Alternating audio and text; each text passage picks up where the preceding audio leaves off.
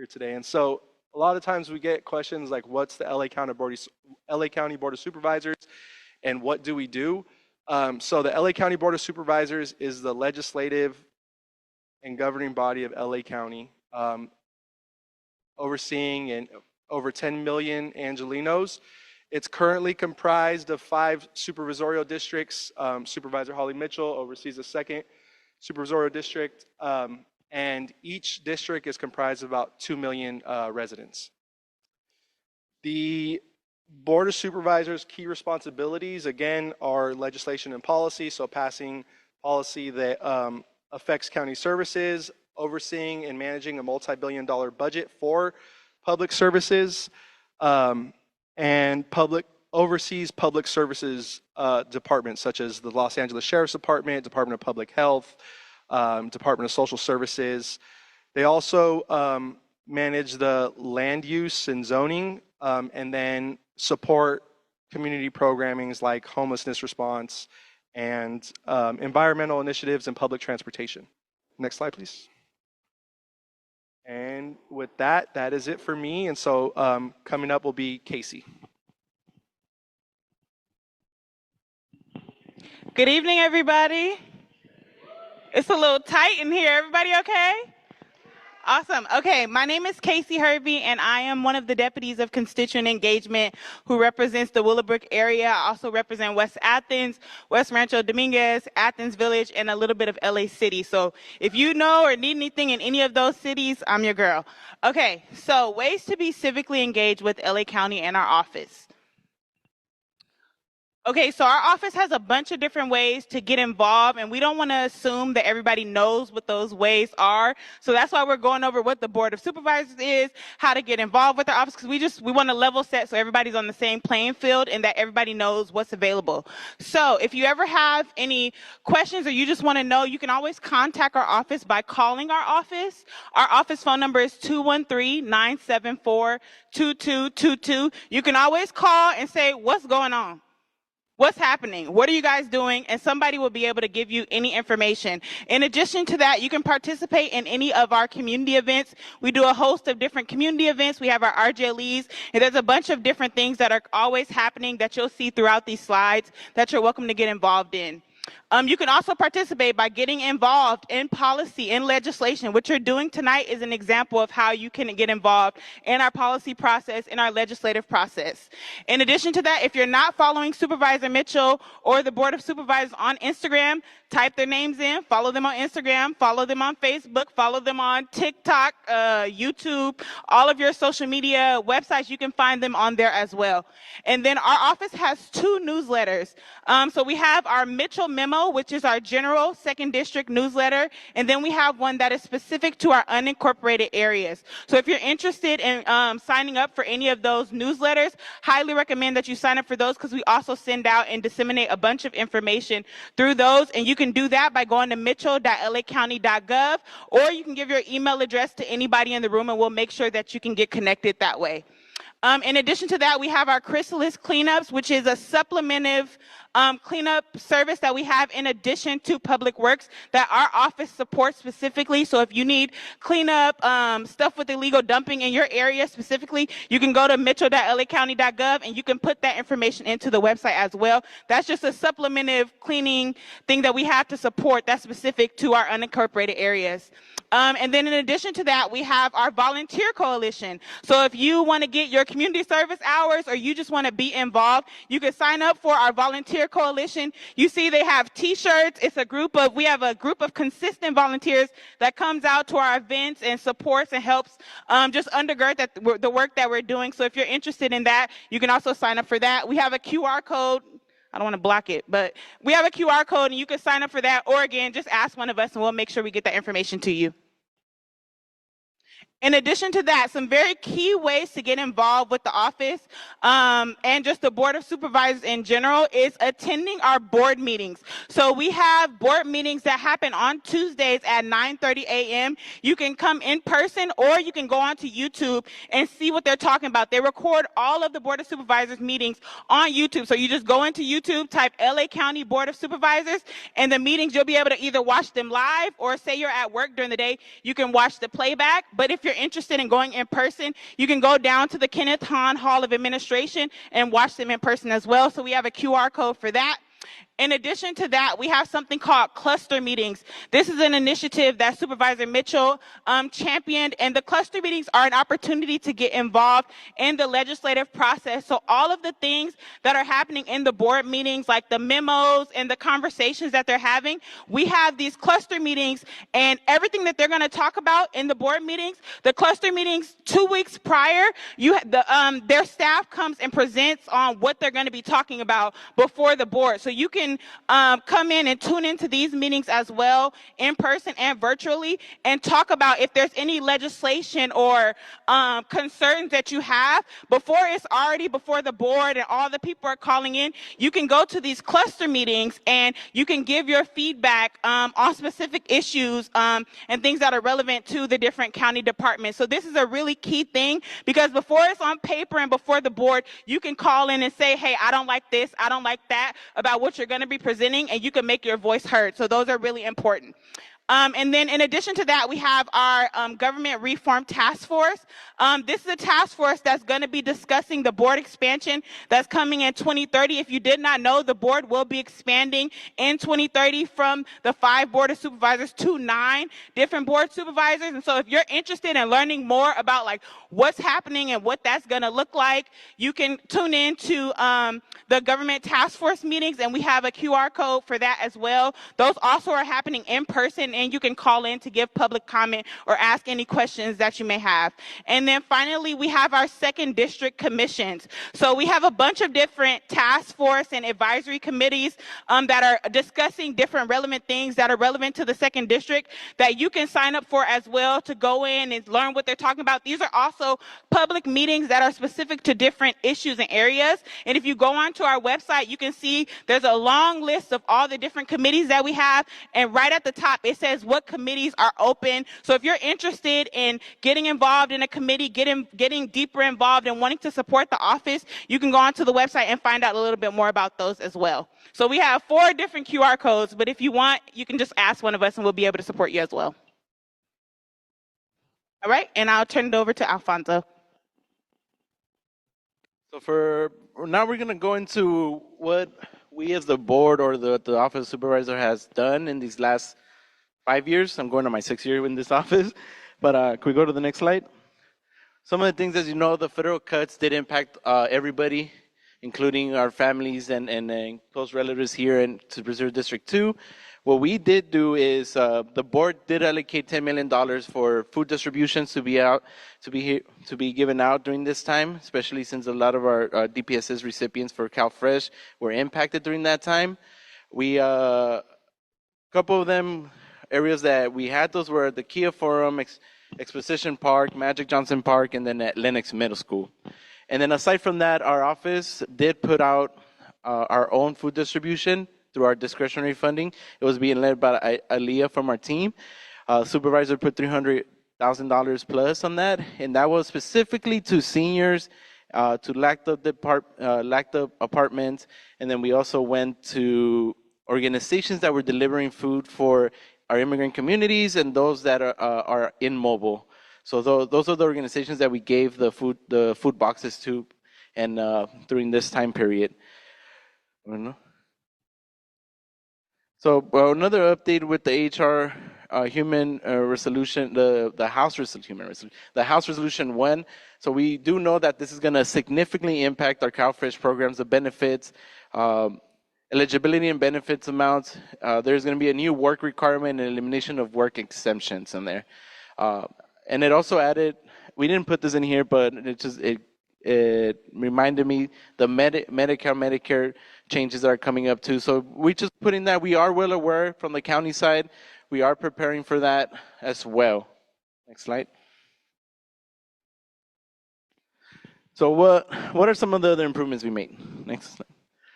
I want to start with our Racial Justice Learning Exchange. We started this in 2022, and we host a monthly event around structural racism within Supervisor District 2. We have topics from immigration to white supremacy to how white supremacy has been enacted in our district historically.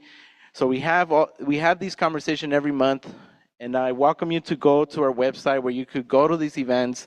And there's a theme every month. Our team works tirelessly doing these events. So aside from us doing casework, going out on the field, one of the supervisors and priority in the leadership here in Supervisor District 2 is to make sure that we have these conversations.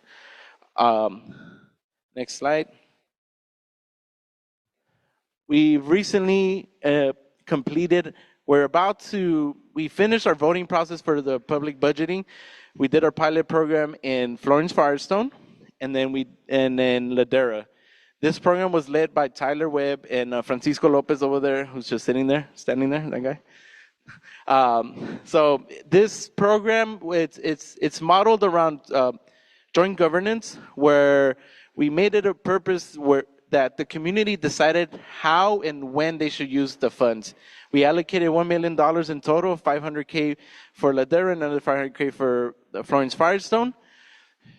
As of now, we already are in the implementation phase. For Florence-Firestone specifically, we have our Nourish Our Neighborhood, a green space initiative, and then we have our Florence-Firestone is Home, which is to help families in Florence-Firestone who need to pay rent, utility bills, and so on. The next one is Connection to Ready to Hire Jobs. That one's focused on economic development, getting folks ready for job placement or preparing them for interviews. So these are coming up. We do want to try to expand it to every UA, but we're looking at how we're going to fund each one of them. Next slide. One other program right now, it's a Corridors to Community. This one is targeted in 2 corridors, and it's to help improve the corridors. The corridors, from business facade improvement to activating empty lots that have been empty for years. The one in Florence-Firestone, 77 in Central. I grew up in Florence-Firestone. I remember that lot. I remember when I used to be part of the juvenile hall right there, growing up. And for lack of a better word, all the homies used to say that it was a badge of honor at that time going there on Central most of the time. But now that I'm here, looking at the space differently, because it did have a negative impact at one point for our youth. This location right now, we're activating it every month. It's a property owned by Probation. Thank you. It's a property owned by Probation, and the idea is for now have a temporary activation to showcase what we could do in the future. In the long-term future, is like what does community want to see there? And and we're gathering information. We have outreach. We have our community partnerships with FFCL, with KDI to come out and host these events, but also keep track of what community members want in that lot. The other corridor is in the Vermont corridor, so that's Vermont and on Central. Next one. Since we started, we've had calls. We understand that unhoused and homelessness is a big population in our district. We have the largest unhoused population in Supervisor District 2. Our unincorporated are the highest impacted.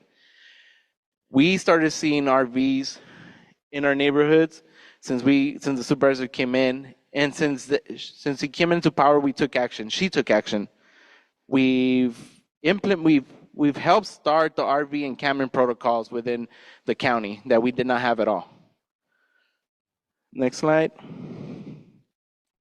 For each one of the unincorporated, this encampment protocol, for Florence-Firestone, we had 132 RVs identified with and engaged, 80 total encampment operations, 2,147 cubic yards of debris removed, and then 49 housing placements. So the folks that we outreach, the RVs that we dismantle, we made sure. I had to be in there, but let me, because they had the camera. There we go. We made sure that this program emphasized on housing, but we also removed the RVs from the market. That was the point of it. Next one. In Willowbrook, we had 92 RVs that were identified and engaged with, 28 total encampment operations. We had 1,442 cubic yards of debris removed, and then 25 housing placements. Next one. In Athens Village, we had 11 RVs were identified and engaged, 4 total encampment operations, and then 20 cubic yards of debris were removed. How many of you guys know how much a cubic yard is? Can you say how much that is? He said it's a lot. It's a lot. So thank you. So that's, I don't know how to explain it in pounds, but just to give into perspective, our Department of Public Works, every year, the last year picked up 2 tons of trash in our unincorporated areas in our district. So I just want to emphasize, earlier on I mentioned that today is not we understand that there's already recurring concerns that are happening. We are focusing today with this event on the future of our unincorporated areas. If you do have a very specific encampment concern, parking enforcement concern, and so on, we do have our caseworker in the back, Aaliyah, who could intake your information. For today, we're focused on how we could work for the future of unincorporated areas. So some of the other things that we emphasize through calls that were coming into the office, we noticed that parking enforcement wasn't doing their job. So we took action. We reinvested money into parking enforcement. It's a 3-year plan. That was one of the municipal service policy changes that we made here under our unincorporated area unit that was led by Tyler Webb. So it's a 3-year plan to be fully staffed for all UA areas, and then for the final phase to have a potential to have a full-on 24-hour coverage for parking enforcement. Next one. The other one, Casey mentioned it. We've implemented a beautification program within our district. We did focus on areas with the highest illegal dumping, and we have sent chrysalists out periodically. And they have picked up over 100,000 pounds of trash in the first year alone. That's for all the UA areas. This is aside from what Public Works already does. And we did enact power washing for this round. So we started with Conservation Corps, then we went to chrysalis. They do power washing as well. And if you do want more information about it, we have it on our website. You can also submit locations that you want addressed in there.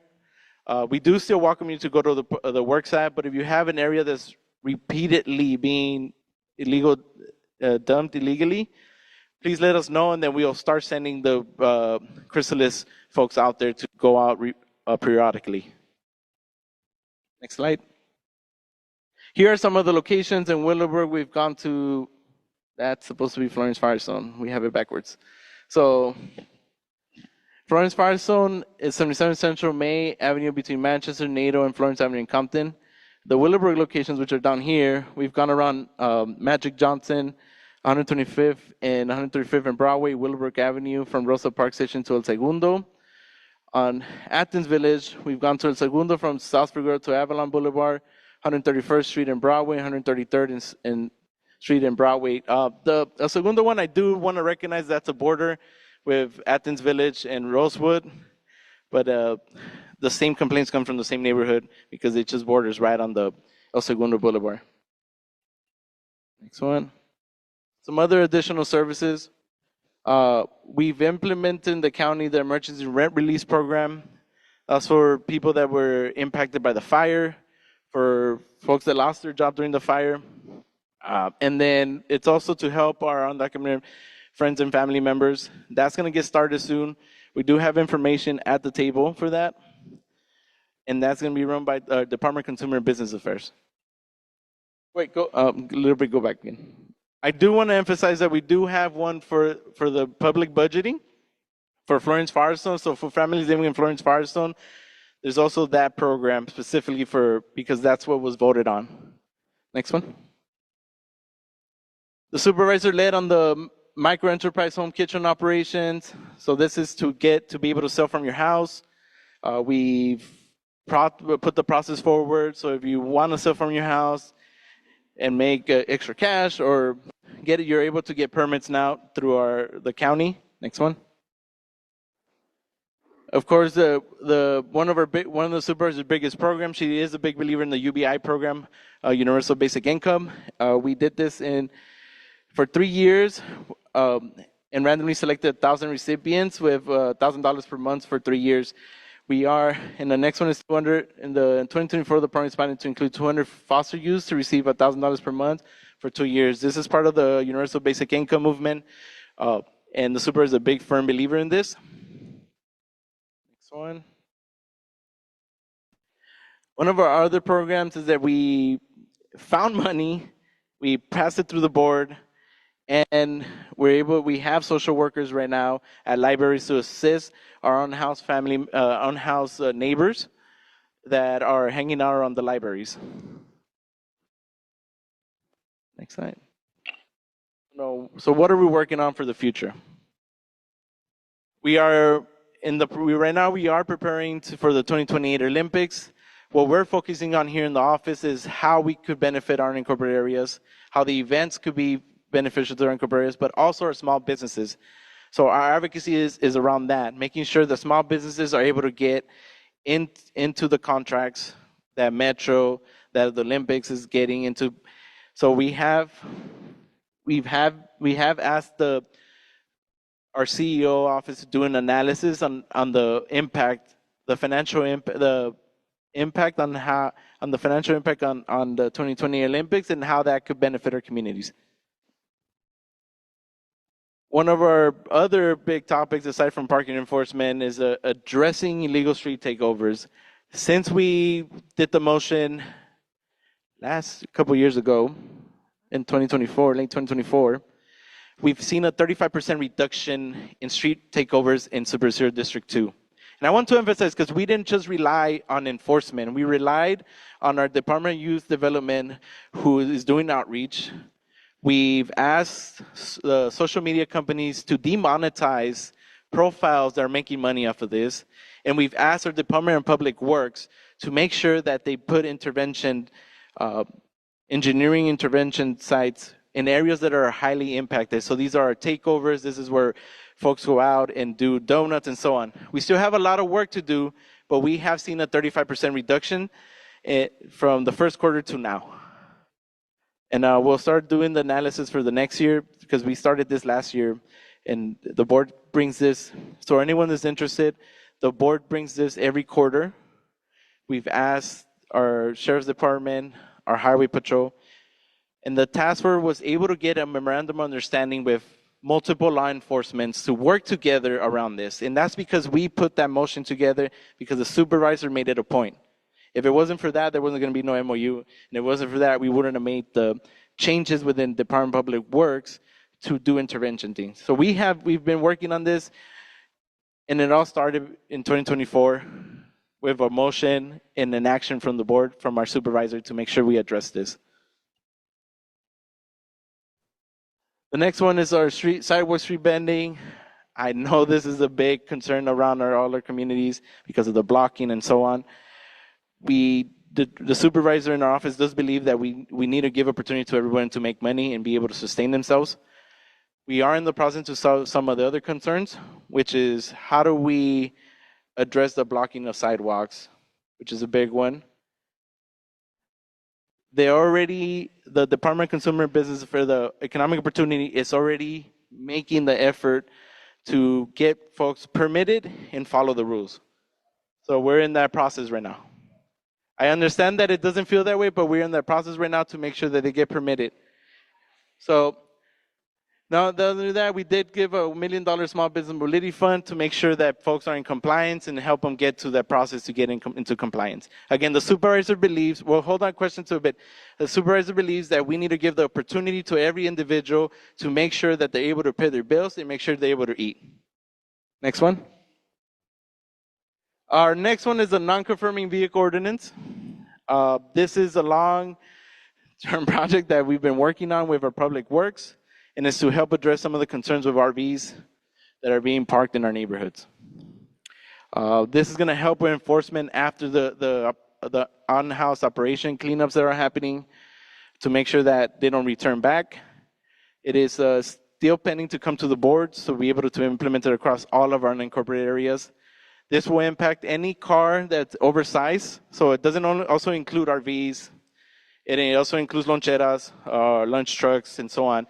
So we're also being creative on how we're working with they're working with TTC to make sure that the lunch trucks have a permit process for them. But if you have a large truck that is past the normal size of a car or doesn't meet the parameters, it will be impacted. Means you cannot park it outside. And that's going to be for all our UAs.